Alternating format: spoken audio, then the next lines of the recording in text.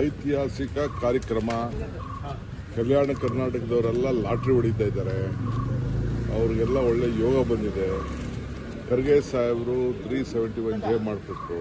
ಅದಾದಮೇಲೆ ನಾವು ಪ್ರತಿ ವರ್ಷ 5,000 ಕೋಟಿ ಕೊಡ್ತೀವಿ ಅಂತ ಮಾತು ಕೊಟ್ಟಿದ್ದು.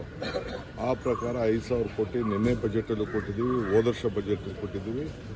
ಇವತ್ತು ರಸ್ತೆಗೆ ಒಂದು ಹೊಸ ರೂಪ ಕೊಟ್ಟು ಇವತ್ತು ನಾನೇ ಮುಖ್ಯಮಂತ್ರಿಗಳು ಹೋಗೋಕ್ಕಾಗ್ತಾ ಇಲ್ಲ. ನಾನು ಖರ್ಗೆ ಸಾಹೇಬರು ಹೋಗಿ ಜೇವರ್ಗಿದು ಮಲ್ಲಿಕಾರ್ಜುನ ನಮ್ಮ ಪ್ರಿಯಾಂಕ್ ಖರ್ಗೆ ಅವರು, ರಾಧಾಕೃಷ್ಣ ಅವರು, MP ಅವರು ನಾವೆಲ್ಲ ಈಗ ಹೋಗ್ತಾ ಇದ್ದೀವಿ. ಹೋಗಿ ಅದನ್ನು ಪ್ರಾರಂಭ ಮಾಡ್ತಾ ಇದ್ದೀವಿ.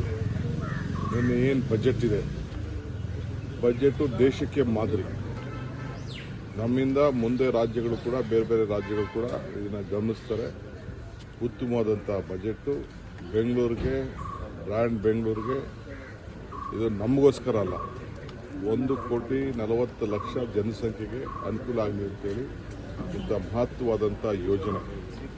ಏನು ನಮ್ಮ ಟನಲ್ ಬಿಡಿ ಆಗುತ್ತಾ ಅಂತ ಪ್ರಶ್ನೆ ಮಾಡ್ತಿದ್ದಾರೆ. ಹಾಗೆ ಆಗುತ್ತೆ, ಟನಲ್ ಹಾಗೆ ಆಗುತ್ತೆ. ಎಲಿವೇಟೆಡ್ ಕಾರಿಡಾರ್ ಇನ್ನು ಎಲ್ಲೆಲ್ಲಿ ಮೆಟ್ರೋ ಹೋಗ್ತದೆ ಹಿಂದೆ ಆಗಿದ್ದನ್ನ ನಾವೇನು ಮಾಡೋಕ್ಕಾಗಲ್ಲ.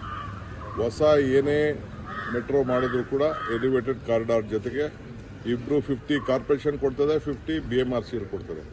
ಕೊಟ್ಟು ಆ ಕಾರಿಡಾರ್ ಕೂಡ ನಾವು ಮಾಡ್ತೀವಿ. ಫ್ಲೈಓವರ್ಗಳು ಕೂಡ ಮಾಡ್ತೀವಿ. ಟ್ರಾಫಿಕ್ನ ಇನ್ನೊಂದು ಹೊಸ ಯೋಜನೆ ನಾವೇನು ಅನೌನ್ಸ್ಮೆಂಟ್ ಮಾಡಿದ್ವಿ, 300 ಕಿಲೋಮೀಟ್ರು. ಅಂದರೆ ಆ ಕಡೆ ಈ ಕಡೆ ಕಾಲುವೆ ಇರೋ ಪಕ್ಕದಲ್ಲಿ 50 ಅಡಿ ಕಟ್ಟಕ್ಕೆ ಬಿಡಲ್ಲ ನಾವು.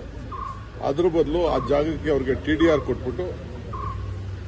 ಕೊಟ್ಟು ಅಲ್ಲಿ ರೋಡ್ ಮಾಡೋಂಥದ್ದು. ಅದಕ್ಕೆ ಇವತ್ತು 3,000 ಕೋಟಿ ರೂಪಾಯಿನ 300 ಕಿಲೋಮೀಟ್ರಿಗೆ ಇಟ್ಟಿರೋದ್ರಿಂದ ನಮ್ಮ ಚೀಫ್ ಮಿನಿಸ್ಟರ್ ಅದಕ್ಕೆ ಘೋಷಣೆ ಮಾಡಿದ್ದಾರೆ. ಹೊಸ 300 ಕಿಲೋಮೀಟರ್ ಆ್ಯಡ್ ಮಾಡ್ತಾ ಇದ್ದೀವಿ, ಫ್ಲೈಓವರ್ ಆ್ಯಡ್ ಮಾಡ್ತಾ ಇದ್ದೀವಿ, ಟನಲ್ ಆ್ಯಡ್ ಮಾಡ್ತಾ ಇದ್ದೀವಿ. ಇವೆಲ್ಲ ಸೇರಿದ್ರೆ 700-800 ಕೋಟಿ ರೂಪಾಯಿ ಹೊಸ ರೋಡ್ ಕ್ರಿಯೇಟ್ ಮಾಡ್ತಾ ಇದ್ದೀವಿ.